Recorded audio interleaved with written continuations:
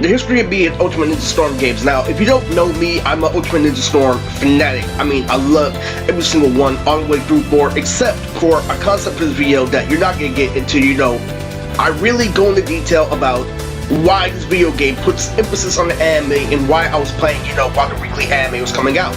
Aside from Boruto's True Blue Vortex, which current, video game is Naruto Storm Connections, I have a manga character named Skittles, which may or may not be, on paper.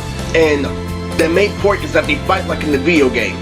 So, getting into the actual Ultimate Ninja Storm series within itself, let me tell you, I was a big fan of the original Naruto Ultimate Ninja video games that came out, way before Storm. If you don't know, that's Ultimate Ninja 1, 2, and 3. And the fourth one that, is forbidden, that, you let go of the original PS2, that is actually real, that I watch, literally as boxing with my boy RW. Let me tell you that Naruto Ultimate Ninja went from 2D to 3D, literally, within the course of a year. After the third one, before we get into, Ultimate Ninja 4, which actually had that cutscene, we get into, the series of Naruto Storm that's in HD, that plays off of Tenkaichi, that's made from Bandai Namco, with an enhanced story mode that's better than most anime games. You ever been to an arcade? The original Ultimate Ninja Storm had, bosses like, Gamabunta, Chukaku, etc. literally pop you like a gopher in a mold. So with that being said, the first Ultimate Ninja Storm was released when I was in middle school. It was very enhanced with a lot of graphics, and my favorite character, was the Black Sasuke for the tuning exams when he fought Gaara. Used to always pretend that they were little teenagers and stuff. I had, my current team that was Black Sasuke, Tite, Shikamaru, because I used to be a Naruto enthusiast. Came to reference the actual gameplay. Now, this Ultimate Ninja Storm was, the beginning of a toxic generation of Naruto today. Because the thing is, you can walk on walls in this Naruto fighting game. That's transformation, similar to Tenkaichi, just like in Tenkaichi, you can transform before, you choose your character. Everyone has some unique, movesets, like, Kabuto's moveset was way more advanced in the first one than the second one. It was way more clutch to his character. This one, defined where all the other ones were fun, but this one literally puts emphasis on, Jet Li and, Bruce Lee, where it comes to hand-to-hand combat and, actually, hitting. The graphics were so enhanced, it was actually an evolution for a fighting game. Now, on to literally, where the Ultimate Ninja Storm series fell off was definitely, was Ultimate Ninja Storm 2, but not in the beginning. You see, let me explain, Ultimate Ninja Storm was one of the most enhanced fighting games of all time, literally, with one main character and 2 supports.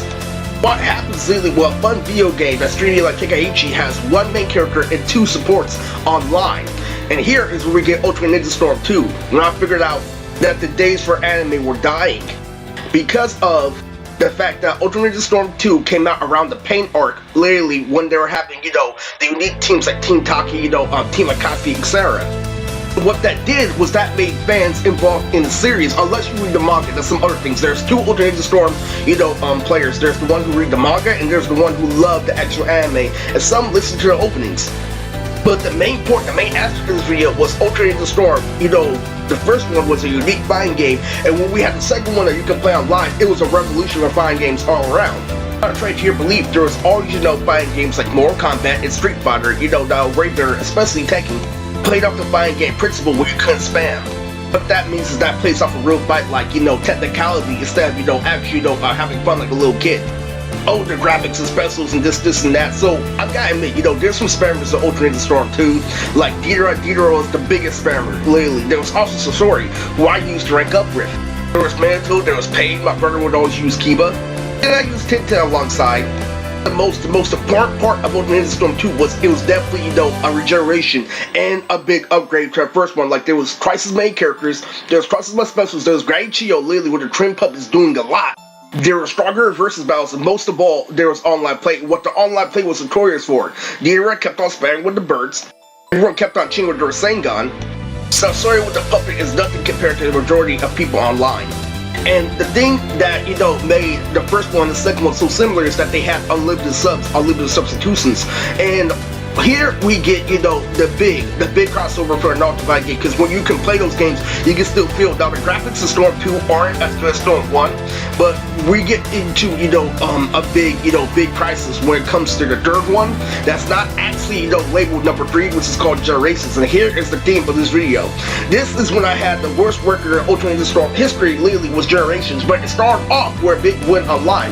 I was 10-10 and he was Kiba. The kids version, start off for a win and then it turns out to be your worst record. Meaning that, that's when literally, martial arts positions were placed in fighting games instead of actual fighting. Like Generations, brought this thing literally where in order to win, you have to go up and down. You can't move to the side. You can't, make somebody, block it, then grab it, then use your special, or you wait till somebody gets undone and then use the special. You can't use Gary, you can't put emphasis on projectiles. I call that cheap. I'm like, you have all these things in the game and you don't even use them. After Generations, I started losing over and over and over again. And what ended up happening literally was I ended up having the best gameplay. Like Wahaku, literally I would trap you literally with hella icicles over and over and over again. Literally, if somebody would win, for a faggot ass purpose, like I'll leave myself open, at the wrong time, literally with hella gameplay.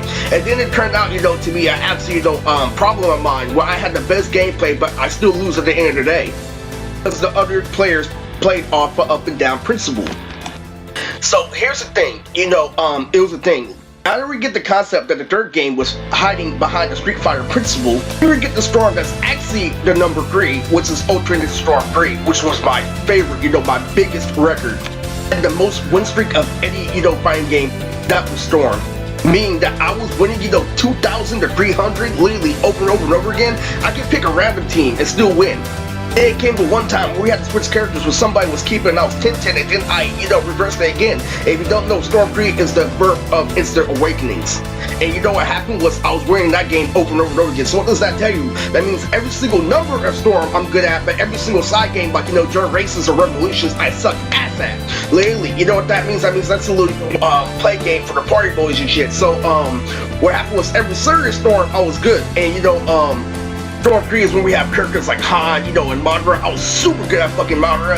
I had good supports like the rock guy that comes out from the Chichikage. This is serious. I mean, this is really serious because when Revolution came out, literally, I recognized the connection to Generations. And it made me realize that this is another hoax. And guess what happened when Storm 4 came out? I had the best, record going into Storm 4, and then I had a little bit of setbacks in Storm 4, you switch characters. And at Storm 4, they all have awakenings at once. What ended up happening was I got a restraining order and the little, group home I was at didn't have good TV. So what happened was I made a sacrifice and, my record got down to Storm 4. I was the best star. It was playing off my dance moves. It was playing off of everything, that I did, that was popular as a kid. I'm like, oh, I'm gonna fuck you up with Conan, I'm gonna switch to Shino, literally, I got this, and that. I'll play as, Taka Sasuke with the Rinnegan. There were voices that popped up on the player card that felt like Star Wars. I was feeling that, and I was feeling that for a very long time. And with Storm Connections, you already know, it's booty, so you don't understand that. We're gonna be a Storm 5, I already made a video about that, and that's why, my channel is getting hacked. So anyway, that's the 411, literally with me and Ultra Ninja Storm games.